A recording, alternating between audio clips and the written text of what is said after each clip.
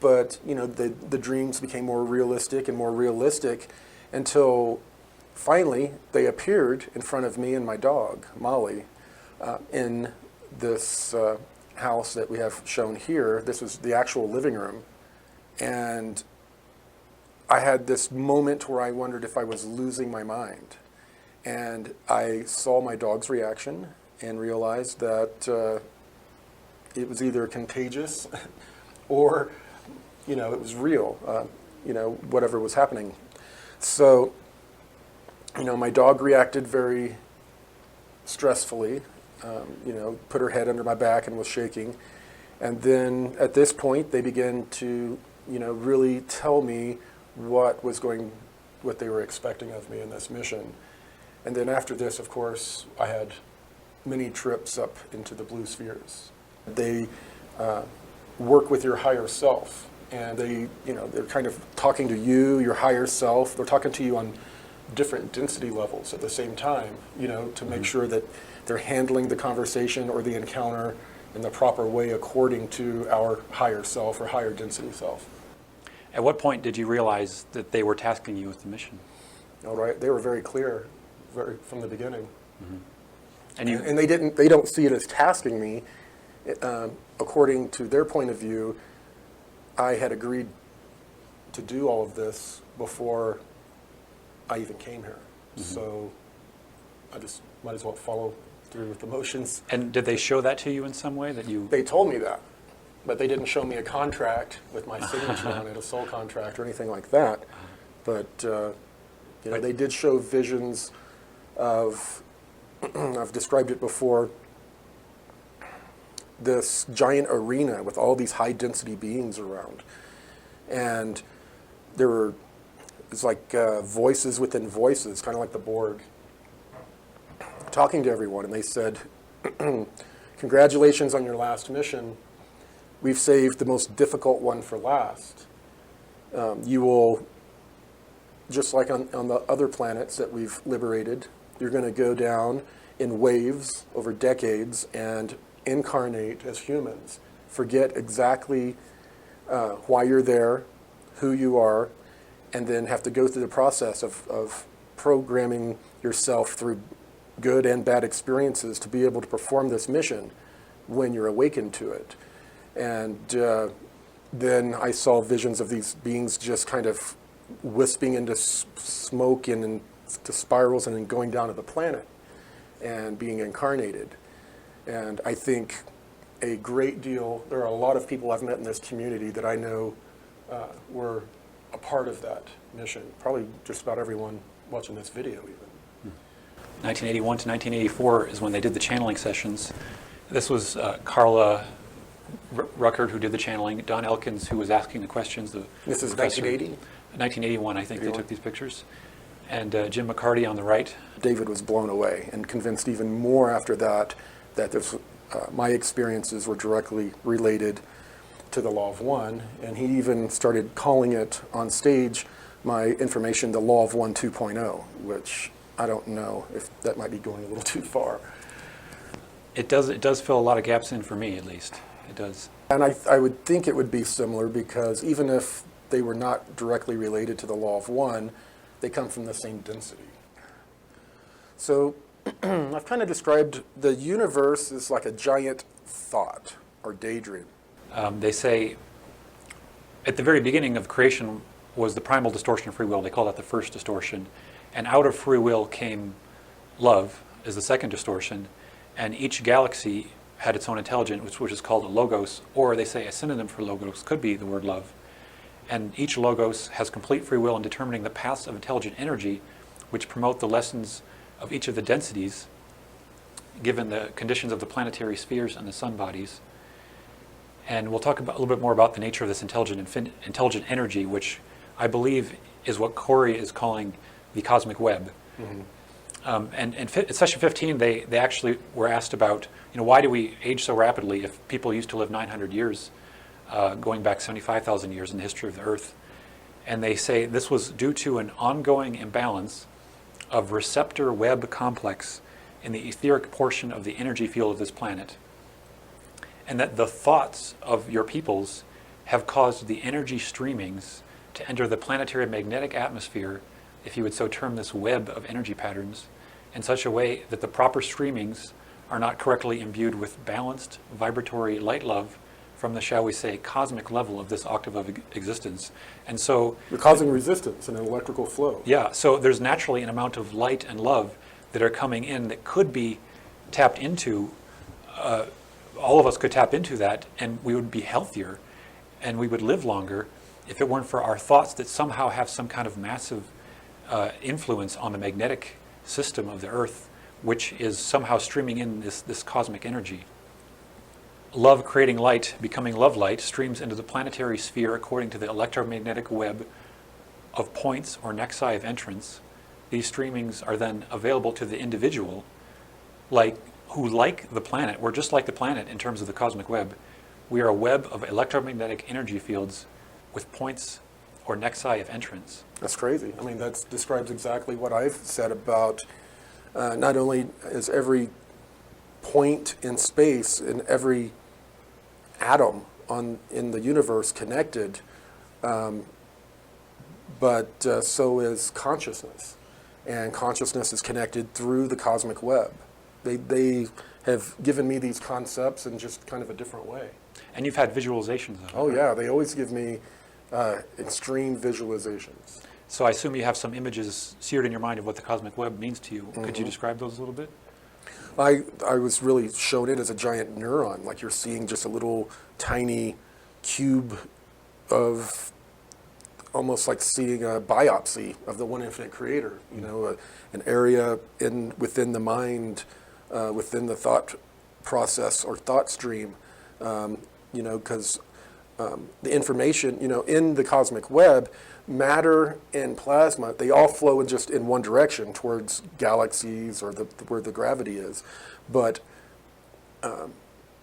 electricity and information, it travels asynchronously. It goes back and forth. So it is like just a giant, like neurons, you know, firing back and forth. And they showed me the visualization. And when they further explained that inside this cosmic web is where the Akashic records reside, that's where we pull it from, that kind of further solidified that this is where the memories of this whole daydream are residing, and we have access to them there. Well, a lot of the really early contact experiences I didn't fully remember. They were kind of like dreams. And then when I started working with the Mayans and started recalling, you know, a lot of my other memories, and they were helping me put them in the right place, I started being able to put more together about contacts when I was a kid. And has it seemed different in the contacts you've had since that time, the nature of interfacing? Well, the higher density beings is a completely type of interface, but it depends on the being. And even within a race, they have different temperaments. So if you connect to one that's negative, hostile, happens to be in a bad mood, then it's not going to be a very comfortable experience. But you connect with that same being at a different time, and you know, they're like us, they have emotions. And you know, and a lot of times when I was interfacing with these beings, it was during stressful times for them as well. And that would be an example of the intruder intercept and interrogation program you talked about? They were usually highly stressed. We have the Blue Avians on the list. And I've talked before about what it's like to interface with them. It is, I mean, their aura, their field overlaps yours, and it just snaps your vibration into a higher state. And I mean, often I feel blissful. I have tears running down my face, just this feeling of love. It helps me avoid fear, which can cause you to receive information in the wrong way. I see. I've never felt fear. I felt shock from the higher density beings, but I've never been scared. You fourth, fifth density beings I've interfaced with, there's always this kind of adrenaline kind of boost as you're starting to interface with them. The communication is much different. They have a different state of mind. You can feel them leading you in different areas, whereas with the Blue Avians, it just kind of just flows. The information just flows. It doesn't feel manipulated, really. I thought another connection to what Corey has been sharing is the fact that there is this interaction between the Guardians and the other ET groups. You were shown when ETs are reaching out to people, they can communicate more if they get permission from the higher self. Right? Yeah. Well, what they do is they reach out to a person's higher self, their subconscious mind, and they basically request communication. And then the higher self responds back to this being through their higher self, which they're more connected to. No, this person has these types of distortions. It would not be beneficial. Or, yes, this person will be ready, but you need to kind of, start light with dreams or people in their lives, that you can affect. They say the fourth density is a vibrational spectrum. Your time-space continuum has spiraled your planetary sphere and sun into this vibration. This will cause the planetary sphere itself to electromagnetically realign its vibrational webs, it's a paraphrase, so that the Earth will thus be fourth density magnetized, as you might call it. So there's something about magnetics that's shifting with this energy. Well, yeah, this is the electromagnetic field of the galaxy, where our star is traveling through the galaxy. The electromagnetic field is hit with all of these energies. It increases. Our star and the stars in our local stellar neighborhood increase, and it feeds back through the cosmic web. At session 10, question 9, they talked about specifically how does that person end up going to a different planet after they've died and after this process of harvesting has occurred. And they said, and this is all also talking about the metaphysical dimensions after we die. The first step of the totality beingness, and they refer to the very last portion of our existence in the seventh density before we become one with all that is. That's our mind, body, spirit totality. And so they're actually saying that the totally complete version of ourselves that knows everything about everything that's going to happen to us or could happen to us, this is the version of ourselves that's working with us to place its mind body, to help us place our mind body spirit complex distortion in the proper place of love light, which I believe is referring to the violet ray manifestation that the previous quote was talking about. This is done to ensure proper healing of the complex and eventual attunement with the totality beingness complex. So we have to attune back in with the higher self to a very substantial degree in order for this process to complete. This takes a very variable length of your time space. So it could take years, I assume, since it already takes years for people to reincarnate on Earth. After this is accomplished, the experience of the cycle is dissolved and filtered until only the distillation of distortions in its pure form remains. So the distillation of distortions would mean something like your core personality and your core spirituality that you carry with you from incarnation to incarnation.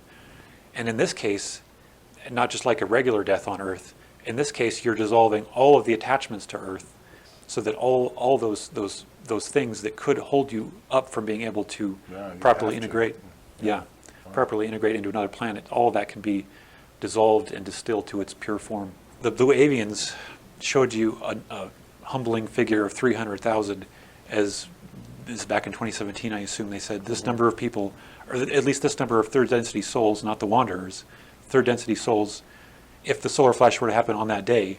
At that moment. Yeah, I kept asking them, they have problems with time and other things in our density. I was asking them, how many people are ready for the harvest? And they said at any moment it's pulsing. It goes from a lot of people to a small amount of people. It's where they are, kind of in the moment, energetically in their walk. And I nailed them down. I said, right now. And they said, in this moment, 300,000. Wow. But that number is constantly growing and shrinking with, the pulse of the universe. So regarding the fact that you're saying it was fluctuating all the time, I think this is a very important thing too. People often feel like, and it's a kind of a shame that this phrase "service to others" has led people into a form of feeling judgment for themselves and others. They're not being service to others enough. But it's not about your past actions or Accumulation. Yeah. This is about, they say the important thing for harvest is the harmonious balance between the various energy centers, which are the chakras of the mind-body-spirit complex. And they put emphasis at other times on the heart center activation. So at any given moment, the energy fields of our mind, which are connected into our body along the chakra system, all of those energies relate to the way in which we're looking at things in the current moment. So this 300,000 number related to the way these people were actually able to look at things in the current moment with their energy centers in a certain type of balance and alignment. Exactly. But it depends on the catalysts, Yeah. your current catalysts in life. Sometimes when your higher self has guided you into a learning experience, you're going to go through a rough period and come out of tune, and that's just a part of the process. Yeah. Another interesting thing that I noticed was when you first started talking about some of this, it was in your YouTube video called Surviving the Transition, which I highly recommend people check that out. That was On YouTube? Yeah, on YouTube. You said the visual that you were shown, you saw when the solar flash happened, there was a tilt of the Earth 20 degrees. Mm-hmm. Could you describe, just because it's such a cool corroboration that this is what the Law of One describes, where did you get this 20 degrees number from? Was it just a guess? It was just an approximation from, watching in my mind's eye, remembering the pitch of the Earth and before it came back. It looked like it went to about 20 degrees. Don said, when the planetary axis of the Earth realign, will they realign 20 degrees east of north to conform to the green ray vibration? And Ross said there is every indication that this will occur. So we can go a bit more into the transition period, I think. The Law of One specifically says that the transition period of beings moving into fully doing fourth density work will take between 100 and 700 years. And they weren't clear if this 100-year point started in 1936 or if it started in 1981. I guess you could call it a consciousness or a spiritual internet where we all, become connected. It's kind of, I don't know if anyone watching remembers back, I think it was in the 80s when CB radios came out. I remember my dad people were excited to try to talk to each other through the citizen band radio. And it was sort of a big deal. It started bringing people together. But they had to kind of discover the CB radio. Everyone's going to be discovering this new consciousness internet type of connection, and they're going to have to kind of explore and play with it and train themselves to use it, while at the same time trying to understand all of these other experiences that they're having with people, these connections that they're having. It's going to be a pretty interesting dichotomy of dropping all of our technical communications and then exploring this new connectivity that we have, through So consciousness. this is just, you're talking about telepathy. Telepathy, varying levels of telepathy, and it'll be different for each individual. They will have to develop the abilities. If they're open to it, it'll occur quicker. People that have been doing the work for a lot of years will be able to do these things a little bit better than the average people for a while, but it's something that will grow, and it'll be confusing. It causes chaos, and in the Anshar timeline anyway, it took about 1,000 years for humans to begin to to acclimate to this new way of interacting with each other. And this is a part of what the Law of One refers to as the development of the social memory complex. And eventually, when we do form the social memory complex, as Ra describes, they say at that point, we essentially are no longer able to be messed with by the Orion group. And this is also something that you seem to emphasize, Corey, is that towards the end of the transition period, we actually have to deal with the reptilians again at some point after all the energy goes down, right? Right. After the energy changes, these beings all try to come back into our star system. But at that period, we're more on an equal playing field with them. We're ready. Mm-hmm. So our consciousness is at a point where we're no longer fighting each other. There's no longer any... Right. The illusion of separation is less intense, and we can see that we're more of a joint group or being working for a goal instead of, a bunch of beings looking to, just watching out for their own interests. Some people have the fear that the Law of One is pushing us to become like the Borg in Star Trek. They want us all in one hive mind. And the social memory complex could be seen to be a step towards becoming a mind that's all thinking for one thing. But we still have our total individuality, don't we? Yeah, to a degree, but that's just we're holding on to our ego. We're holding on to this illusion of separation. The more and more we understand how connected we are, the less tied we are to ego, and none of it doesn't matter. Mm-hmm. So what matters to us now, that what we're postulating now, is just it's like children discussing adult things, and thinking that they have good concepts. And when you're an adult, you look back and you kind of laugh. Oh, remember when we kind of thought this? Yeah. It's going to be like that. Yeah.